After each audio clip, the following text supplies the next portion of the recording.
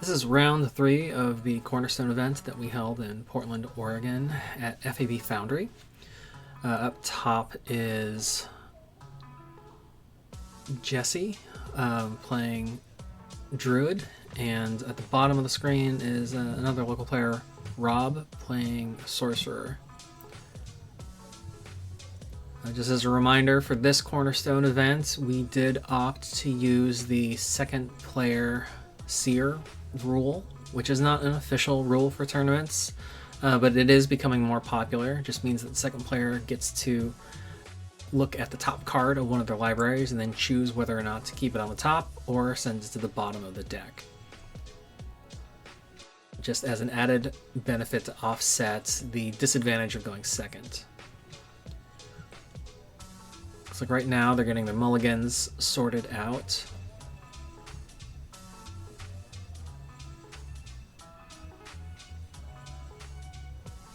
And then we're gonna get going here in just a second.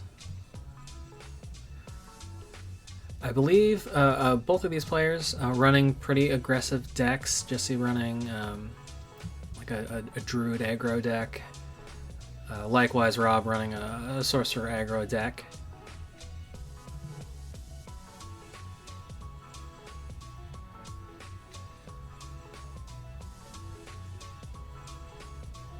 Jesse going second, using that Seer rule, looking at his first sight, opting to leave it there so he can grab it later. Rob's starting off with a Forge for his first sight. He's gonna pay the 1. He's gonna create the Lance token. Jesse taking his first turn, playing a Step for turn 1. Summon Tawny. And he's just clarifying because he's using the foil versions of Druid and Tawny and Bruin, the tokens, and he's just asking his opponent if it's okay that he uses the full art instead, because the full art doesn't have the game text on it. For context, and Rob said he was fine with that.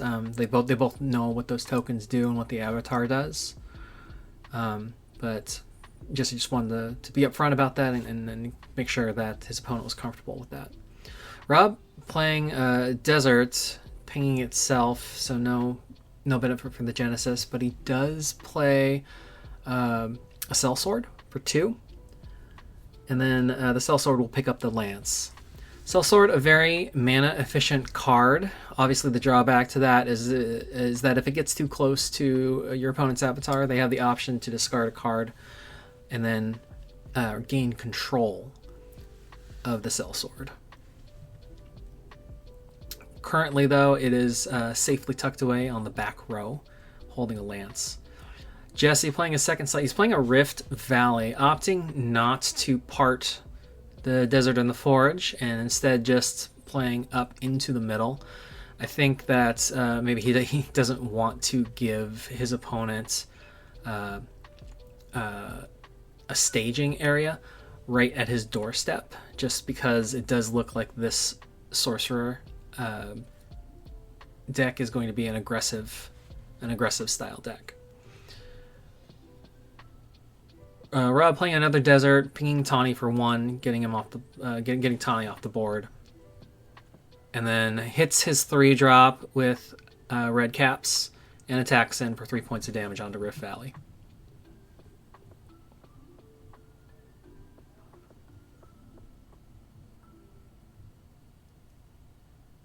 And still opting just to leave that Sellsword there on the back row. He doesn't want to give the opening for Jesse to walk up and potentially claim it, I think. Jesse tapping Druid for presumably his 3rd sight here, which is going to be another Rift Valley. Again, opting not to part a row or a column here. And Tawny should be summoned there. I think he's going to pick that up in a second. Yeah, there it goes. And then paying 3 for minor explosion to remove the red cap threat. And I think technically that is an illegal play at this point. Minor explosion costs 2 fire threshold to cast. Neither player catching that, so I think they're just going to move forward with that board state.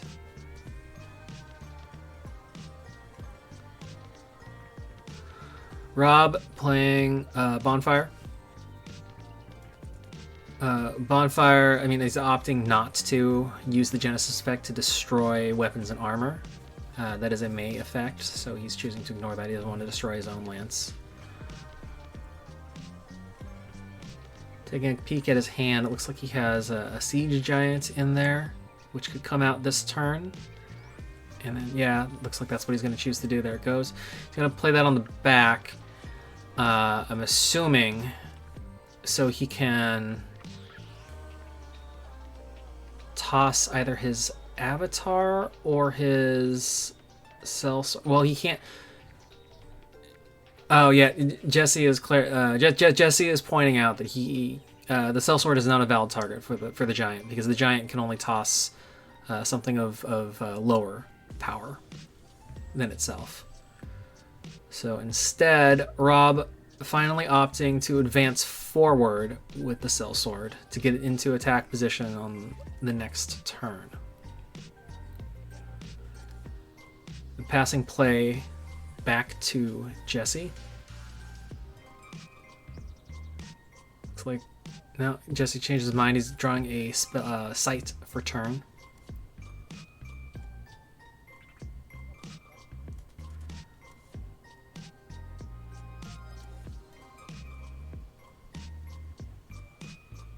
And then weighing his options, but I assume he's going to play a sight out here since he drew.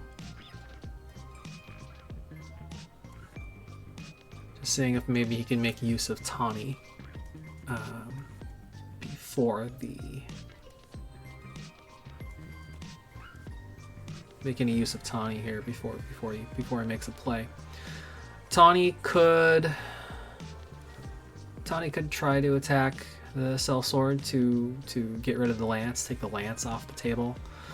The problem with that, I think, is that the Siege Giant could move up and defend instead. And so there wouldn't really be a huge benefit at that point. Tawny's also free to, looks like, attack the desert. Rob doesn't have any blockers available for that. So if Jesse, if nothing else, Jesse could push in a point of damage here with Tawny. Tapping the Druid. Like I said, likely for his 4th sight. Yeah, he's thinking long and hard about it.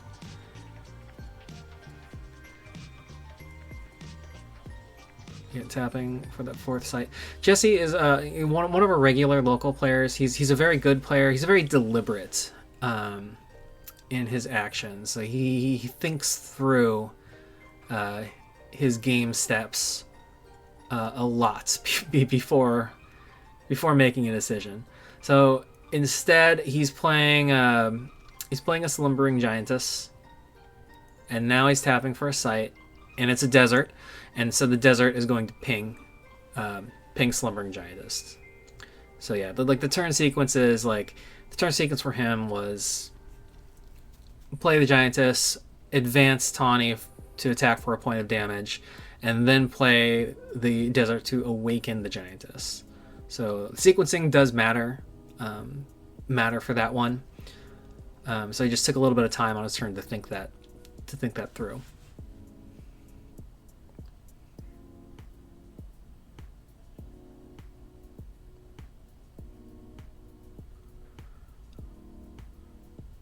Giantess is now active and could potentially block the sellsword if it attacks, although I don't know if he would necessarily want to do that, since the sellsword is carrying a lance and would strike for 5 first. It would not be an equitable trade on the block for that. Rob playing an Infiltrate on the Slumbering Giantess, which is a really good play for him. It really sets Jesse back here. Rob obviously has more board presence at this point than Jesse. He's swinging into Rift Valley for 5 points with the Lance. Lance breaks.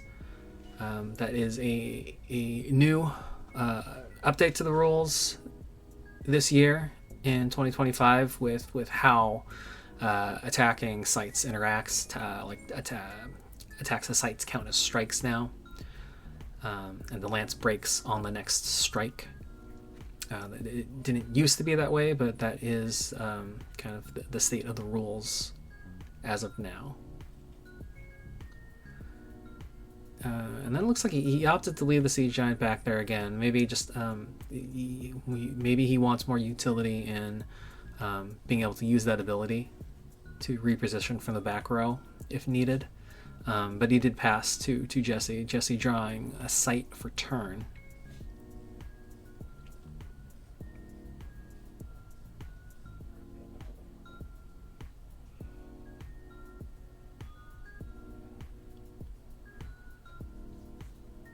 So a lot of threats on the Druid's doorstep here. And he's going to need something... He's going to need something fairly big to stabilize. He's going to tap, probably for another site. Probably needs to get his mana pool up to at least 5 or 6 for any larger plays.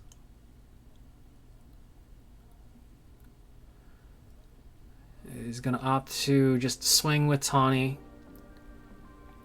where it cannot be blocked for a point of damage in. Tapping for a site. Looks like it's another step. And then just playing that on the back row.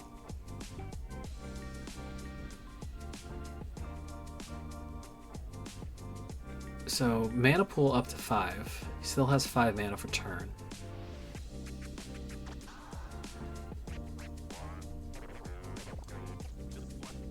Two mana for Disintegrate to just remove the Sellsword from the board. Sellsword, I mean, he did have the option to discard a card to gain control of it. He would gain control of it tapped, though. And it does leave it open for Rob to walk forward with his avatar next turn and also discard a card and start like a tug of war. It just depends on if each of them have cards they're willing to discard for that. But Jesse, opted to just remove it out of the equation altogether instead of playing that song and dance. Rob playing drew a sinkhole, I think, and playing the sinkhole, and he hasn't tapped his avatar yet for that, but the avatar should be tapped since he played the site. Moving the giant forward.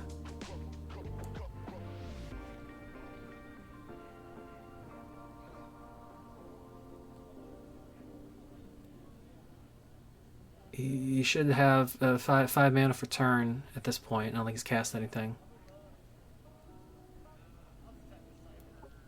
He's attacking with his Infiltrated Giantess for 5.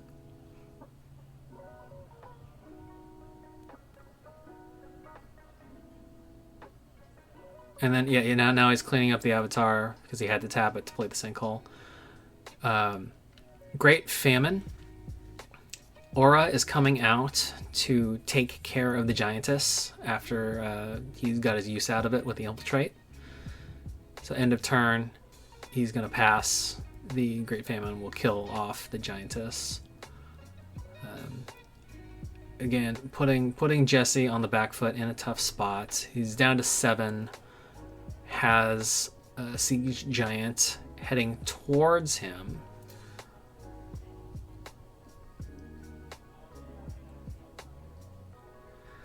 So Jesse has some options here. I mean, he could fly Tawny back onto his sites to keep Great Famine active for another turn before passing it back to Rob. That way, I mean, Rob could still attack his site, but if he did, it would die to the Great Famine. Instead, Jesse's just opting to attack in with Tawny to get a point of damage in. Tapping for a site.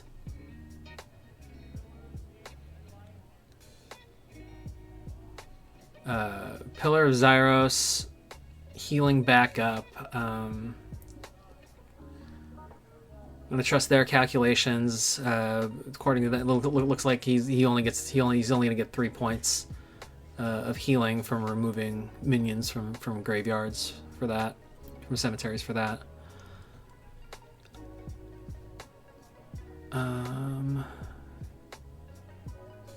6 mana for turn. Still in his pool. Looks like he has a card that he's thinking of playing. And he's going to play his own. He's going to play his own Great Famine.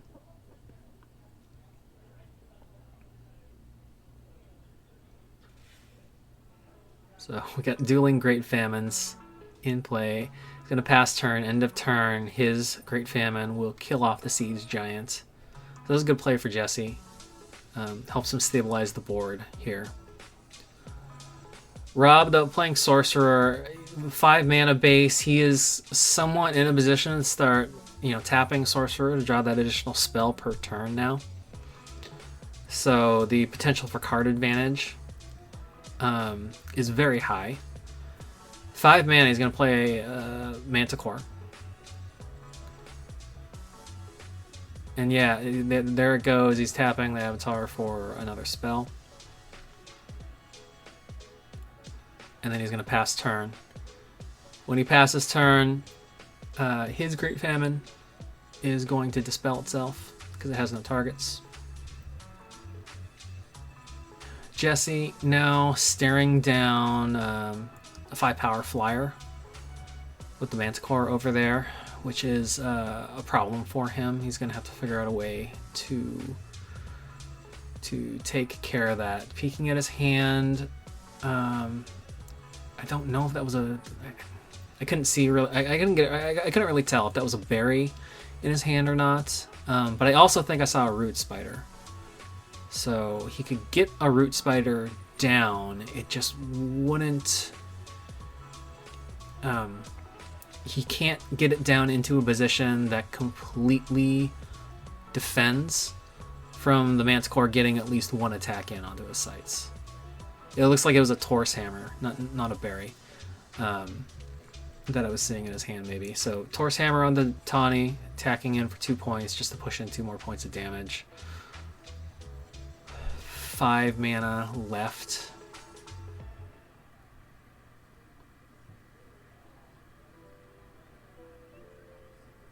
He's got to play. There's the Root Spider. Yeah, he's just defensively. Defensively he's playing out the Root Spider. Now the only site that the Manticore can attack unassisted is flying to Rift Valley, and then on the following turn, if Jesse wants, he can move the Root Spider over to disable. Tawny dies at the end of the turn to Jesse's Famine. The Famine sticks around for another round, which again is pretty good for him. It does prevent, I should say it limits where Rob can play or wants to play any of his minions. If his minions don't have an ability like Charge to get off of those sites affected by the Famine the turn they come in.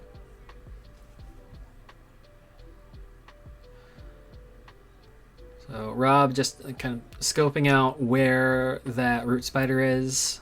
And again, like his only play with that, if he wants to push damage in, is to fly in and attack for 5 with the on Rift Valley, which I think, yeah, it is the correct play. Otherwise, next turn, there's no reason why Jesse wouldn't just walk the root spider under the sinkhole if he left the Manticore there. But Rob just has all of the threats, and he's playing them out now. There is a Phoenix setting for 4. The root spider can take care of either the Phoenix or the Manticore, but it can't take care of both.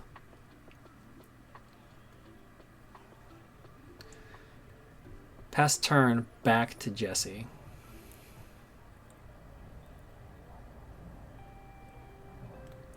And it looks like Rob left his Sorcerer untapped. I don't remember. I didn't see if he drew a spell with the ability and just forgot to tap it, or if he forgot to use the ability on his last turn or not.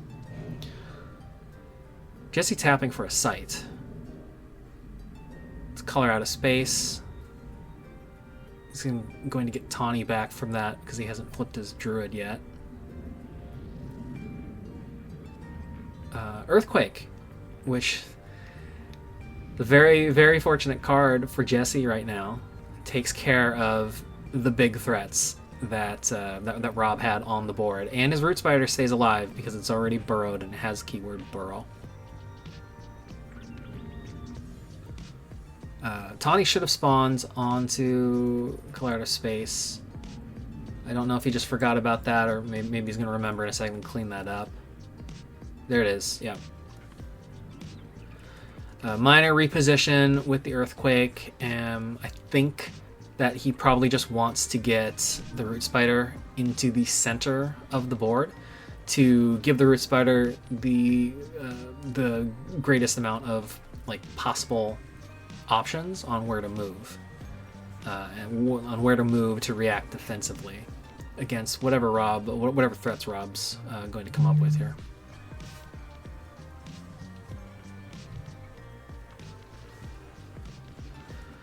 Rob tapping his avatar to draw a spell immediately to generate probably some more options for himself here for his turn.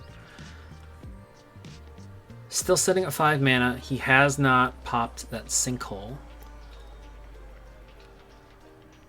I think it's probably unlikely that he pops it late in the game at this point, just because if I were Rob, I'd rather have 5 mana and tap and draw an extra card every turn, versus being stuck at 4 mana and drawing cards. Got Swithin Scout out. He's got a Warhorse out. Warhorse has charge. He's going to charge in to get 3 points in, or 2 points, excuse me, and then pass. Jesse's hand face up on the table because of the scout. The scout's ability forces the player, if it's near or within movement of the enemy avatar, forces them to show their hand. So we see he's got a Dispel, he's got a Torse Hammer, he's got a Atlas Wanderer. Wanderer is a good card for Jesse. It's going to be a good threat on the board, 5 power. If he can get that out, I think it costs 5 mana. 5 mana for that. Still has enough to cast the Torse Hammer. He's moving the Root Spider to disable the Scout.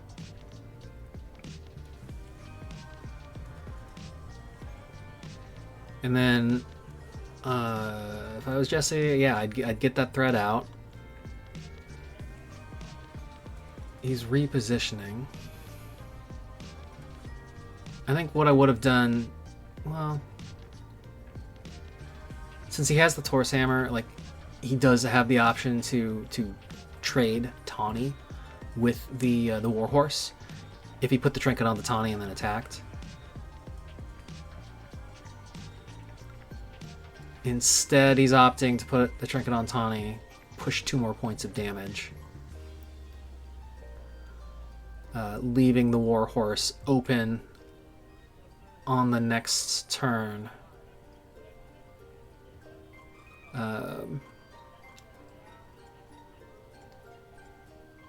And it's about that time. He's down to 3. He's down to 3 health. He's gonna flip the Druid, get Bruin. Create the aura on the Druid, so anything entering nearby, enemies nearby entering take a point of damage. Swiven Scout disabled. Jesse can take that face up Dispel and put it back into his hand. He no longer has to play with his hand face down. I think he just forgot that it was. He forgot that it was there. That was still part of his hand.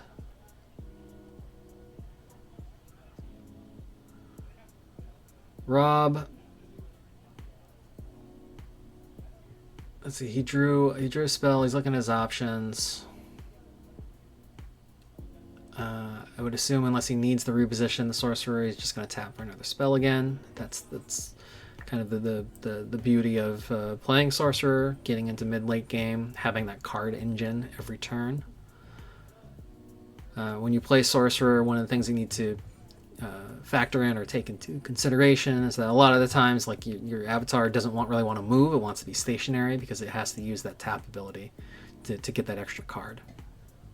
And the power of your deck as a sorcerer is that you are generating a lot of card advantage once you get to that point.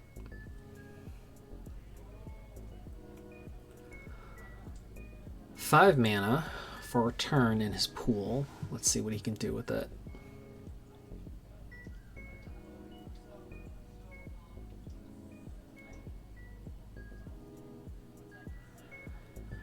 Rob is attacking the Rift Valley site. And I've been in this position many times. Typically, when an opponent is choosing to call an attack on a site with a defender in range, they have a combo to take it out if you choose to block. Very rarely does an opponent bluff in that scenario. And I think Jesse made some sort of comment like that. He chose to block with the Atlas Wanderer, and he kind of made a joke like, you probably have a follow-up for that now too, right? So Jesse knew what he was walking into with that.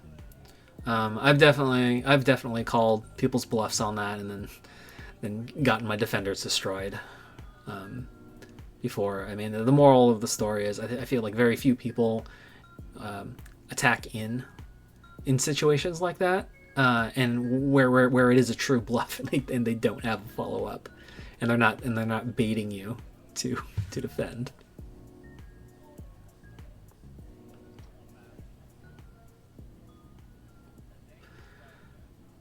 I mean, if you can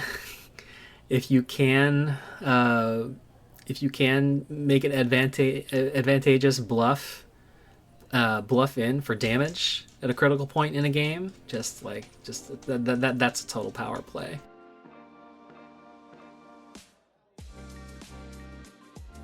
Jesse playing a common sense, grabbing a leprechaun, which seems surprising to me, but I can only assume that is just the most useful ordinary left in his deck at this point. He's gonna play that.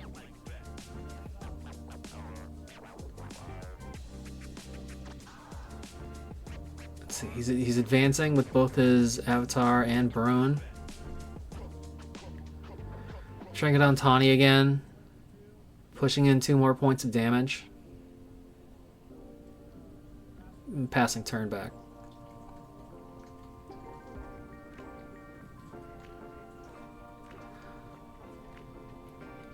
I think that Root Spider causing Rob some problems.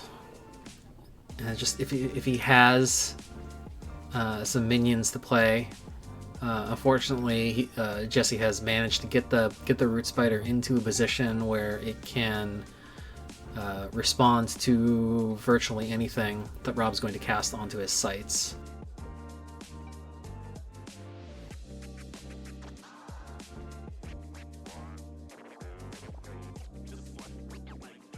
Weighing his options here. I don't think he's tapped for a second spell yet.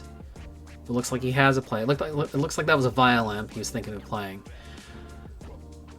But he's weighing his options before he commits to that. Looks like he was going to play that to remove Tawny. But instead, no, he switched it out. Or I didn't see it right. He's playing his second Phoenix. So the second Phoenix probably, almost definitely going to get disabled by that root spider on Jesse's next turn, and that will free up the Swiven Scout.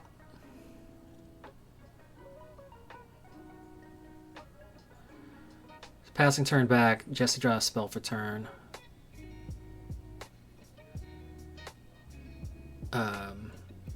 I would, if I was Jesse, I would definitely disable, move the root spider to disable the Phoenix. Get Tawny out of the way first. Depending on what he has in his hand, like what he needs his mana for. We know that he has the Taurus Hammer. He could trinket Tawny, fly it to the Sorcerer home site, the forge that it's on, for 2 points. He's attacking in with a Leprechaun for 2 more points, just chipping away on damage here. But he could Taurus Hammer and fly in for 2 more points. That would still leave him with six mana to do something. And then it would free up the root spider to move over under Sinkhole to disable the Phoenix. He can't let the Phoenix go uncontested. So if he doesn't do that, he has to have another way to remove it.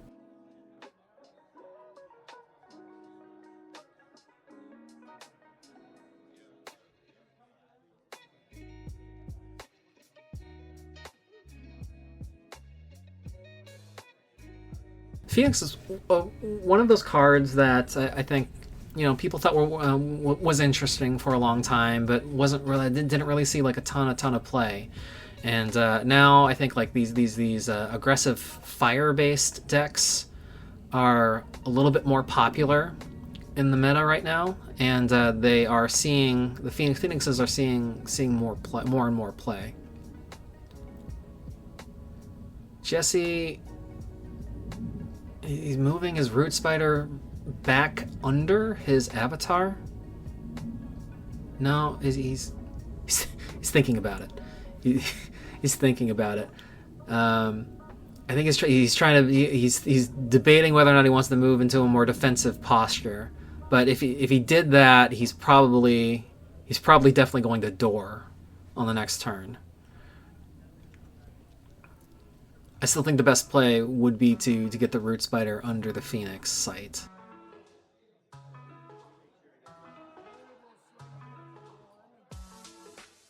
He's moving up his druid by attacking the site for 1 point of damage. The druid is not disabled because avatars can't be disabled. At some point, it looks like Jesse picked up a second Taurus Hammer. He's Taurus Hammering Tawny twice, and then flying in for another 3 points of damage.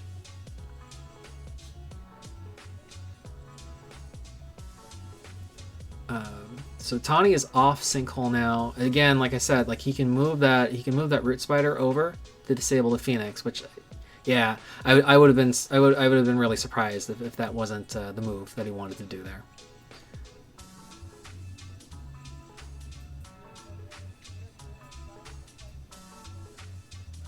So he's going to move in, and now he has the option to attack in to the same site that his druid is on with Bruin for 4 points, and give Rob the option to block with the scout or take 4 points of damage.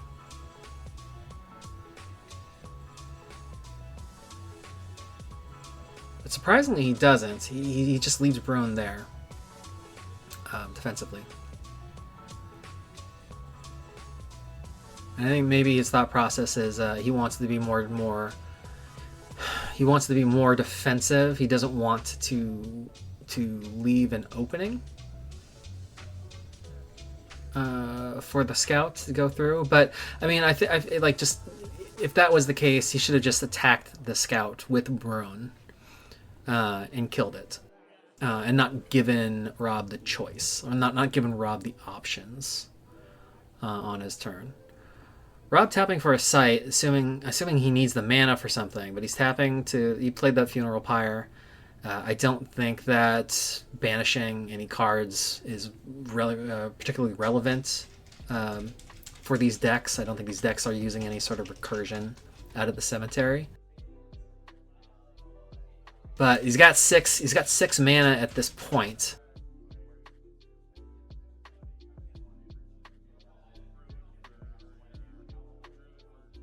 And he's choosing to attack the Druid for 2 points of damage. 2 points of damage would transfer to Bruin if gone through.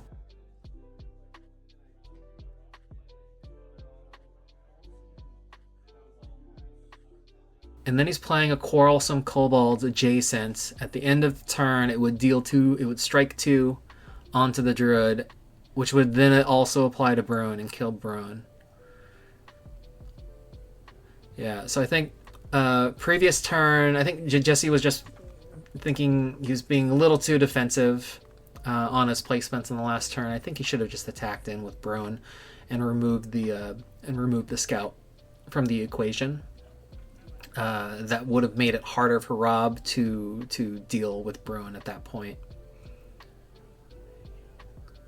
Yeah, he's thinking about it. Yeah, that is how that's going to play out. It's 2 points of damage from the Swiven Scout to Bruin, 2 points of damage from the Kobold to Bruin. Both sources redirected from the Druid.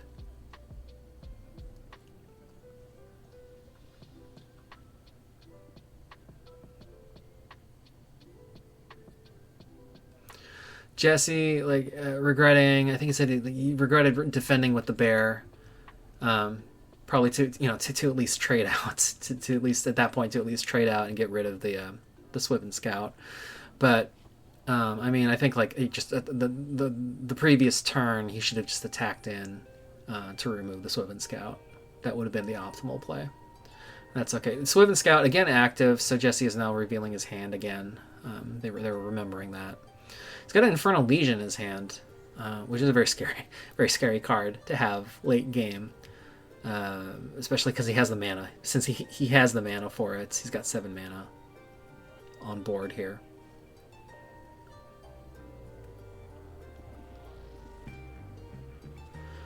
Jesse trading his Leprechaun, attacking into the Quarrelsome Kobolds to remove them from the board, just because their ability is very dangerous for him at this point in the game.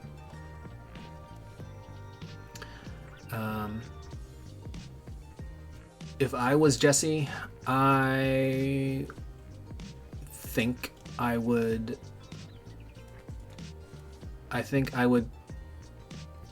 play the Legion,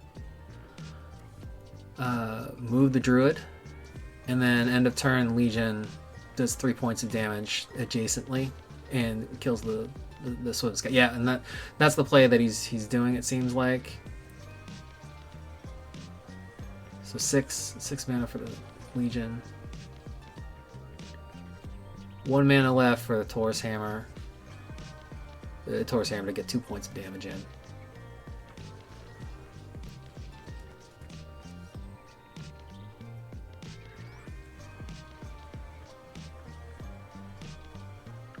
And then end of turn. Yeah, end of turn adjacent. The Legion's going to burst for 3 points of damage. That'll take out the Swiven Scout. Swiven Scout is no longer on the board, so Jesse can pick his hand back up. He no longer has to reveal it.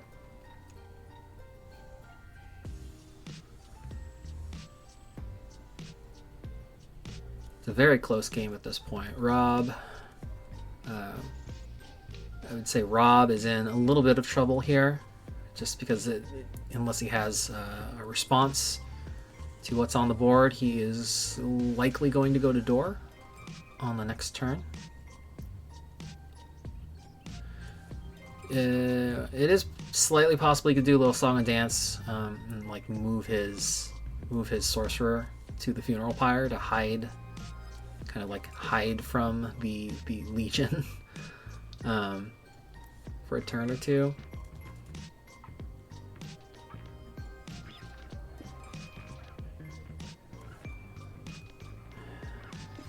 Yeah, he played the violin. He moved. He cast firebolts to get Jesse the door. He does take a point of damage because the druid is flipped, so that puts him at 1.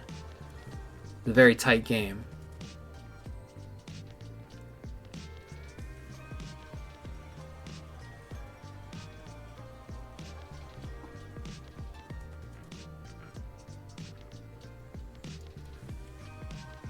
Jesse's in a dangerous position at this point. He needs a blocker of some sort, and he needs to create some distance from between his avatar and whatever else is around. Just since he has now entered death's door. The Legion can't get into position to help him without also burning him at the end of his turn. It's a tough position to be in.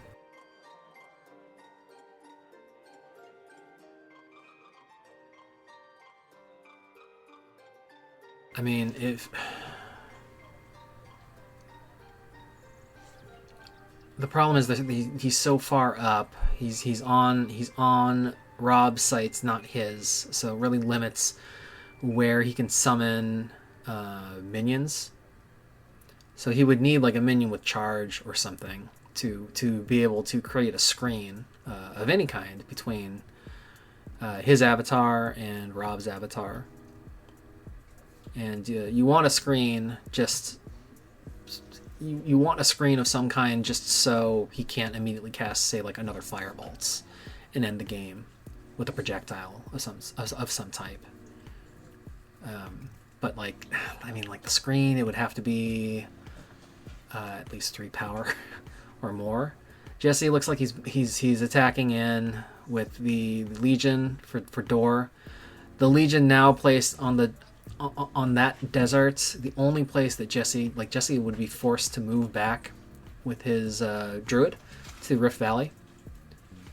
Otherwise, end of turn, it's going to pop and deal 3 points to him for the game. Looks like he has a card he wants to play.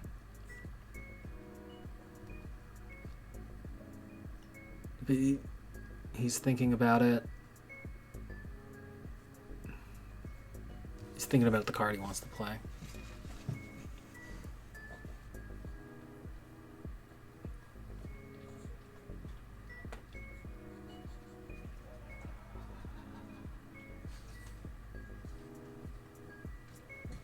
It's a real tense game at this point. They're kind of they're at the very end here. Jesse's I think he's really thinking about it. He's asking if he could take back that move real quick since he didn't make any other plays. So they're rolling that back really quick. And he's thinking about if he wants to order that differently or position differently in some way. He's got a Warhorse.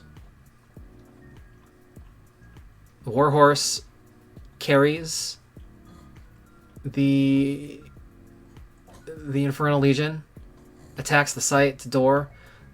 Legion advances, so it is adjacent to the Sorcerer. Jesse, no, you can't move there. There's only one space where where Jesse can move, and he's trying to move defensively, and fortify his position, but he's forgetting that the arcane. Yeah, no, I think he figured it out. The arcane. Or the Infernal Legion is going to incinerate him if he tries to move his druid into that position. So the only place he can go is step back on Rift Valley, and then hope that Rob does not have a projectile to end the game. Which, I mean, they're both playing fire decks, so they both have firebolts. I think we've seen minor explosions. Heat rays could also be in the mix. I mean, there's no defending against a heat ray; it penetrates everything. Unless he was in like something to actually screen projectiles, like impenetrable cops. But yeah, like, just he figured out the puzzle. In terms of the best plays that he could make, I think he just takes a step back. Rob looks like he top decks a minor explosion to round out the game. So, real close game. That was a fun one to watch. Definitely tell that Jesse was thinking really hard there in the last couple turns, in terms of how to optimally layer and in position. So, yeah, a real fun game to watch with these guys, and we'll move on to round 4 next.